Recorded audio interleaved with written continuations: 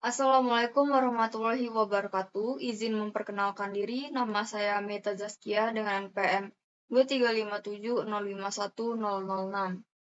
Jadi di sini saya akan menjelaskan tentang depth first search versus breadth first search. Oke, baik. Materi yang pertama yaitu depth first search atau yang kita singkat dengan DFS. Adalah algoritma untuk mencari atau mengunjungi node dalam sebuah tree atau graph. Pencarian dimulai dari root sebuah tree dan dilanjutkan sejauh mungkin ke node child sebelum dilakukan backtracking. Selanjutnya, kompleksitas waktu. DFS mengunjungi setiap simpul sekali dan memeriksa setiap sisi sekali. Oleh karena itu, kompleksitas waktu DFS adalah linear terhadap jumlah simpul dan sisi dalam graph. Selanjutnya adalah problem yang cocok yang dilakukan oleh DFS. Jadi yang pertama ada pencarian articulation point dan bridge dalam graph. Lalu yang kedua pencarian komponen yang berhubungan. Yang ketiga topological sorting. Lalu yang keempat ada puzzle solving. Selanjutnya adalah bagaimana DFS itu mengunjungi setiap node-nya. Jadi berikut ini adalah urutan pengunjungan yang dilakukan oleh DFS. Dimulai dari node A, jadi node A ini akan dimasukkan ke dalam stack, lalu di-scan dan dimasukkan ke visit order. Karena node A ini punya child, yaitu B dan C, maka B dan C itu dimasukkan ke dalam stack. Karena DFS ini menggunakan prinsip last in first out atau LIFO, yaitu yang terakhir masuk maka dia yang pertama keluar. Maka C duluan yang akan di-scan lalu dimasukkan ke dalam visit order. Selanjutnya karena C mempunyai anak yaitu F dan G, maka F dan G itu dimasukkan ke dalam stack. Lalu yang akan di-scan duluan adalah G. Selanjutnya dimasukkan ke visit order. Lalu F akan di-scan dan dimasukkan ke visit order. Balik lagi ke node B. Node B itu mempunyai child yaitu D dan E. D dan E akan dimasukkan ke dalam stack. Lalu yang akan di-scan duluan adalah E. Lalu dimasukkan ke dalam visit order. Selanjutnya yang terakhir yaitu D.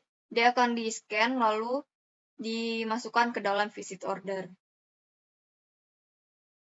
Materi yang kedua yaitu breadth first search. BFS adalah algoritma untuk mencari atau mengunjungi node dalam sebuah tree atau graph. BFS dimulai dari root sebuah tree dan mencari node per level sampai menemukan yang dicari atau semua node terkunjungi. Berikut ini adalah kompleksitas waktu. BFS juga mengunjungi setiap simpul sekali dan memeriksa setiap sisi sekali.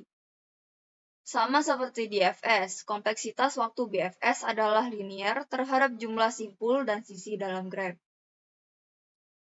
Selanjutnya adalah problem yang cocok untuk dilakukan oleh BFS. Jadi yang pertama, menemukan komponen yang terhubung dalam graph. Yang kedua, mencari shortest path dalam unweighted graph. Lalu yang ketiga ada layered exploration. Dan yang keempat ada metode Ford-Fulkerson untuk menghitung maximum flow. Berikut ini adalah urutan pengunjungan yang akan dilakukan oleh BFS. Jadi BFS ini menggunakan prinsip first in, first out. Jadi yang pertama masuk, maka dia akan pertama keluar. Dimulai dari node A. Node A akan dimasukkan ke dalam queue, lalu di-scan dan dimasukkan ke visit order. Selanjutnya, node A ini mempunyai anak atau child yaitu B dan C. Maka B dan C ini akan dimasukkan ke dalam queue. Karena BFS ini menggunakan prinsip first in first out, jadinya B duluan yang akan di-scan, lalu dimasukkan ke visit order. Selanjutnya adalah C yang akan di-scan dan dimasukkan ke visit order. Selanjutnya, balik ke node B. Node B mempunyai anak atau child yaitu D dan E. Maka D dan E akan dimasukkan ke dalam queue. Karena menggunakan prinsip tadi, maka D duluan yang akan di-scan lalu dimasukkan ke visit order, selanjutnya yaitu E di-scan lalu dimasukkan ke visit order. Lalu balik lagi ke note C, karena note C ini mempunyai child yaitu F dan G, maka F dan G itu dimasukkan juga ke dalam queue. Lalu yang akan di-scan duluan adalah F, selanjutnya dimasukkan ke visit order. Selanjutnya yang akan di-scan adalah G dan dimasukkan ke visit order. Berikut ini adalah perbedaan antara DFS dan BFS. Jadi yang pertama ada strategi pencarian. Kalau DFS itu menjelajah ke dalam, deep terlebih dahulu. Sedangkan BFS itu menjelajah ke seluruh node pada level yang sama terlebih dahulu. Selanjutnya struktur data utama. Kalau DFS itu menggunakan stack, baik eksplisit atau melalui rekursi. Sedangkan BFS itu menggunakan queue. Dari segi memori, kalau DFS itu biasanya lebih rendah karena hanya melacak jalur saat ini. Sedangkan BFS biasanya lebih tinggi karena melacak semua node pada level saat ini. Lalu yang terakhir yaitu implementasi. Kalau DFS sederhana dan mudah diimplementasikan dengan menggunakan rekursi. Sedangkan BFS itu sedikit lebih kompleks karena memerlukan struktur antrian. Yang terakhir adalah simpulan.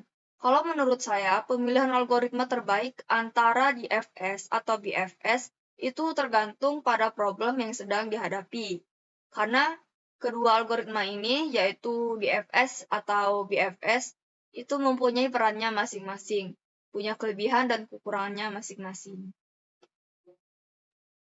Oke, sekian itu saja dari saya. Mohon maaf apabila ada salah kata. Saya akhiri. Wassalamualaikum warahmatullahi wabarakatuh.